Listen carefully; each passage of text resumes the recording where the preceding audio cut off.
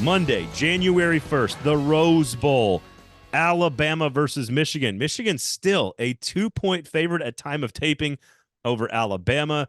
Some sharp money came in early on Bama, cut that line down, but it stayed right about 2 points, which I find to be very, very interesting. And so this is a real football game. This is a real playoff game where we've got real schematic matchups, real games within the game. So I'm going to start with, where does Michigan have an advantage? Athletic talent, strength on strength. Where is Michigan's advantage over an Alabama team that we saw have tough time protect the quarterback at times on the offensive line? They haven't run the ball great all year, but they did at the end of the season. Where is Michigan's matchup advantage over Alabama? It's a really good question. I don't know that there is a glaring one. Would you agree with that? Like, I think This is why I'm asking you the questions. Yeah, I think, like, if you were just to compare like running backs, would I rather have Blake Corum and Donovan Edwards? Of course, Alabama's pretty talented there. Like Colston Loveland at tight end. Like, I would probably Alabama with Nia Black and some of the other guys they got a good group, but I would love to have Colston Loveland. I think Michigan's offensive line is probably graded out better in some of the advanced metrics. Now, I don't think it's as good as it was last year, and I think the Penn State game showed that they needed to devote a little bit more attention to some of the tackles, or they were just going to get McCarthy sacked. But they were good on the run. So I don't see a glaring edge here for Michigan on paper. Like, I think you could find some small areas, but I don't know that there's a specific matchup that they could take advantage of. Now, I think if you want to maybe look at it in a bigger picture level, Milroe struggled early in that game against Georgia to get into his rhythm, and I think the passing situation, they were not executing quite the level they wanted to.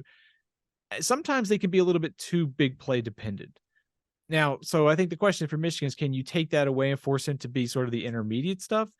That may be where Michigan thrives, because obviously their defense is outstanding from defensive line, linebacker, secondary. Right. Clearly one of the best in the country this season. So I don't know if that answers your question. Well, it's funny, you went sort of like position group combined or like matched up against another position group. Who's better? And I kind of agree with how you assess that. But the problem is that every time I find a strength for Michigan, it matches up generally with a strength of Alabama. Like, if their running game with Blake Corum in the offensive line is their bread and butter, which it is under Jim Harbaugh, well, what's Alabama's biggest strength? It's their front seven. It's their pass rush. It's Dallas Turner. It's all those guys. And frankly, I think Alabama's corners, while Arnold gives up some big plays, I mean, you've got Caleb Downs is really blossoming. Like, you've got some really talented secondary players for Alabama who are incredibly athletic. There is nobody for Michigan in space that is more athletic than those Alabama defensive backs. I do think you could look at Michigan's front seven and you could say, all right, where can we take advantage of an Alabama offensive line that on occasion has had some trouble this year, both establishing the run and protecting Jalen Milroe? That's the one area where I would say, come up with something and use those very, like you said, not a lot of weaknesses for Michigan on defense at any position. They've got some really versatile defensive backs that they like to roll up into the box and play a bunch of different roles with. I want to see something interesting and creative from their defense. To your point, Jalen Milroe struggles in the intermediate game. We've also seen him, like, I think it was the Tennessee game where they just dominated through the intermediate game. The Texas A&M game, big plays to Burton in the intermediate game. Like, they've also made some plays. I mean, Milroe's last few drives against Georgia were a clinic on check down, take what the defense gives you. I don't see how Michigan ultimately stops Jalen Milroe, the individual. I think he's on too much of a roll. You give Saban a month to prepare. I don't know. I'm going to have an angle for why I could pick Michigan, or why somebody could, in theory, pick Michigan. I've got a theory on how that'll work, and it's not about matchups. But the only one I can find is maybe the front seven for Michigan going up against that Alabama offensive line. Yeah, I think maybe if you're Michigan, the key is 3rd and 7, 3rd and 8. Like, if you can live sort of in that space and force Milroe to be a consistent within every down in every 3rd down situation, and maybe there's a path there. And if you could take away some of the big plays that we've seen too, I do think there is a question for me. when you look at Michigan this season, executing in the passing game against good defenses, if you look at their last 4 opponents, Penn State, I don't know, I wouldn't necessarily consider Maryland in this conversation, but Penn State, Maryland, Ohio State, and Iowa, they have not had more than 190 passing yards in any of those games. Now they ran the ball over Penn State, so stats don't necessarily translate into wins. But I do think it is fair to wonder, like to your point, who for Michigan is going to be able to win enough in battles in space to be able to One-on-ones. execute? Yeah. Where are they going to win one-on-ones? I think Roman Wilson, I think Colston Okay. Loveland are going to make some plays in this game, but you're going to need your kind of your supplemental pieces, whether it's Morgan, whether it's Cornelius Johnson, maybe Donovan Edwards catching some passes in space and making something happen. We did see it early in the season. I think Alabama's secondary was a little vulnerable at times, but I think they've cleaned a lot of that up and they've gotten better over the course of the season. So to me, I think Michigan's physicality and defense is going to carry them a long way here. I just don't know they can line up and run it.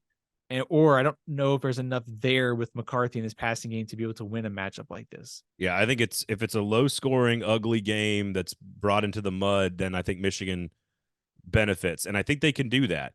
Problem is Alabama's won a bunch of those games against really good offenses like Georgia, low scoring, Ole Miss, low scoring, shut down Tennessee in the second half, pretty good offense there.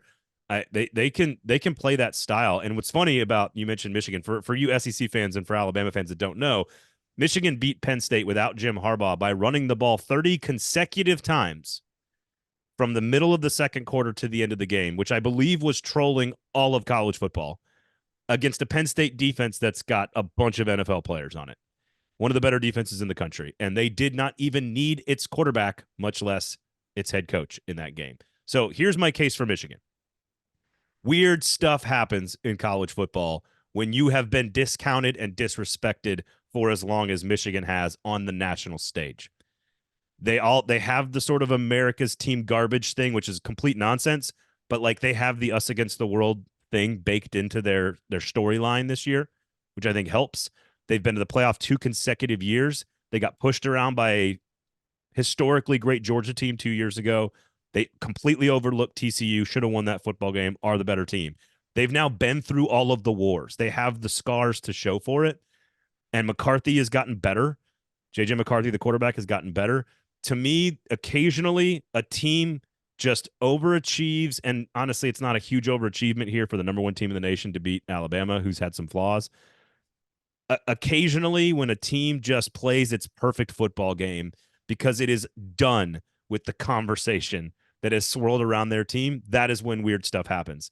And I saw it in 2014 when Ohio State beat Alabama in the first round of the playoff as like a 10-point favorite in that game. I saw it in 2002 when Ohio State beat Miami with Craig Krenzel and Maurice Clarett. I saw it when Texas said enough is enough in 2005. USC had been dominating college football, had the superior roster. And Clemson did it when they lost to Alabama in 2015, came back in 2016. They didn't lose the game getting off the bus. And that sort of mental background is, to me, the best argument for Michigan to win the game is enough is enough. We got a half a championship in 97. We have not won an outright national championship in like 70 years. It's been 3 years of this garbage. All year people complaining that Harbaugh's a cheater. That, to me, is the motivational like edge that Michigan needs to get over the hump and win the whole thing. That's my case for Michigan. Yeah, I think that's totally fair. My counter to that would be, if as much as I enjoyed the Penn State pushing or Michigan pushing around Penn State in that game with the rushing attempts and how enjoyable of a stat that is, Michigan's offensive tackles have struggled at times, against the pass. We saw this in this game against that Penn State game. How are they going to block Chris Braswell? How are they going to block Dallas Turner? Because if you devote extra attention to those guys, that's going to be a problem in other areas. So I think, to your point, the angle for this game, and it's why I'm a little surprised that Michigan is favored. I've just assumed that Alabama would be like a 3-point favorite when this matchup was announced. I just think it is. It's that X factor of, hey, us against the world. Yep. Harbaugh was suspended. He's back for this game. There's a ton of guys on this team who have lost the last couple years in the playoffs. This might be their last dance, so to speak, with all this team together because of who they're going to lose and who knows what Harbaugh is going to do next year. So that factor, and a flawed but really good Alabama team. That's your angle for the Wolverines to win. Right. This is not the most dominant Alabama team we've seen. Right. And this could be the best Michigan team we've seen. So Yes, that's fair. there you go. I mean, I think that is absolutely the angle. I'm taking the Alabama Crimson Tide to win outright. I am as well. I like Alabama to win. After all that. Yeah.